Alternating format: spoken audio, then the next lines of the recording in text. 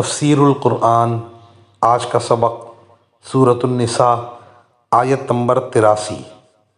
اعوذ باللہ من الشیطان الرجیم، بسم اللہ الرحمن الرحیم۔ وَإِذَا جَاءَهُمْ أَمْرٌ مِّنَ الْأَمْنِ أَوِ الْخَوْفِ أَذَاعُوا بِهِ وَلَوْ رَدُّوهُ إِلَى الرَّسُولِ وَإِلَى أُولِي الْأَمْرِ مِنْهُمْ لَعَلِمَهُ الَّذِينَ يَسْتَنبِطُونَهُ مِنْهُمْ وَلَوْلَا فَضْلُ اللَّهِ عَلَيْكُمْ وَرَحْمَتُهُ لَاتَّبَعْتُمُ الشَّيْطَانَ إِلَّا قَلِيلًا۔ ترجمہ: اور جب ان کو کوئی بھی خبر پہنچتی ہے، چاہے وہ امن کی ہو یا خوف پیدا کرنے والی، تو یہ لوگ اسے تحقیق کے بغیر پھیلانا شروع کر دیتے ہیں، اور اگر یہ اس خبر کو رسول کے پاس یا اصحاب اختیار کے پاس لے جاتے تو ان میں سے جو لوگ اس کی کھوج نکالنے والے ہیں وہ اس کی حقیقت معلوم کر لیتے۔ اور مسلمانوں، اگر اللہ کا فضل اور اس کی رحمت تم پر نہ ہوتی تو تھوڑے سے لوگوں کو چھوڑ کر باقی سب شیطان کے پیچھے لگ جاتے۔ اس آیت کی تفسیر میں مفسرین کرام لکھتے ہیں کہ حضرت صلی اللہ علیہ وسلم نے طلاق دیے بغیر کچھ عرصے کے لیے ازواج مطہرات سے علیحدگی اختیار فرما لی تھی۔ اس بات کی خبر لوگوں کو پہنچی تو انہوں نے اس کو طلاق پر محمول کر کے آگے بڑھانا شروع کر دیا، اور یہ مشہور ہو گیا کہ رسول اللہ صلی اللہ علیہ وسلم نے اپنی بیویوں کو طلاق دے دی۔ حضرت عمر رضی اللہ تعالی عنہ نے بارگاہ رسالت میں حاضری کی اجازت چاہی، اور اجازت ملنے پر خدمت عالی میں حاضر ہوئے اور سوال کیا کہ یا رسول اللہ صلی اللہ علیہ وسلم، کیا آپ نے اپنی بیویوں کو طلاق دے دی ہے؟ آپ صلی اللہ علیہ وسلم نے فرمایا، نہیں۔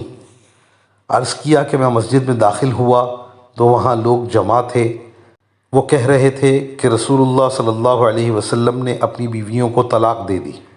آپ صلی اللہ علیہ وسلم کی اجازت ہو تو میں ان کو بتا دوں؟ آپ صلی اللہ علیہ وسلم نے فرمایا، اگر چاہو تو بتا دو۔ حضرت عمر رضی اللہ تعالی عنہ مسجد کے دروازے پر کھڑے ہوئے اور بلند آواز سے پکار کر اعلان کیا کہ رسول اللہ صلی اللہ علیہ وسلم نے اپنی بیویوں کو طلاق نہیں دی۔ نبی اکرم صلی اللہ علیہ وسلم مختلف علاقوں میں فوجی دستے بھیجا کرتے تھے۔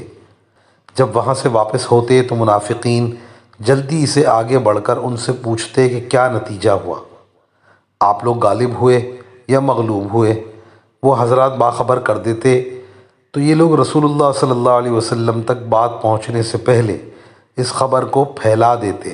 اگر شکست و ہزیمت کی خبر ہوتی تو اس سے نقصان پہنچتا تھا، کیونکہ اس سے مومنین کے قلوب میں ضعف پیدا ہو جاتا تھا۔ اللہ جل شانہ نے یہ آیت نازل فرمائی اور فرمایا، جب ان کے پاس سے کوئی خبر امن کی یعنی فتح اور غنیمت کی یا کوئی خبر خوف کی پہنچ جاتی ہے تو اسے شہرت دے دیتے ہیں۔ اگر اس خبر کو رسول اللہ صلی اللہ علیہ وسلم کے پاس لے جاتے اور ان لوگوں کے پاس لے جاتے جو صحابہ میں صاحب رائے حضرات ہیں، تو ان میں جو اہل علم ہیں وہ بات کو سمجھتے ہیں، اونچ نیچ کو جانتے ہیں، اس کی گہرائی میں اترتے ہیں، وہ اس کو سمجھتے ہیں اور اپنے علم کے مطابق عمل کرتے ہیں۔ جو چیز چھپانے کی تھی، پھیلانے کی نہ تھی، اسے آگے نہ بڑھاتے، اور جو آگے بڑھانے کی تھی اسے آگے بڑھا دیتے اور پھیلا دیتے۔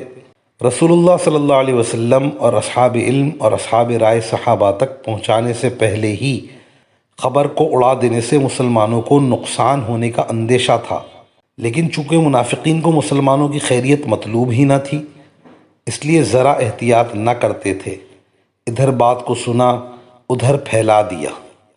وآخر دعوانا ان الحمد للہ رب العالمین۔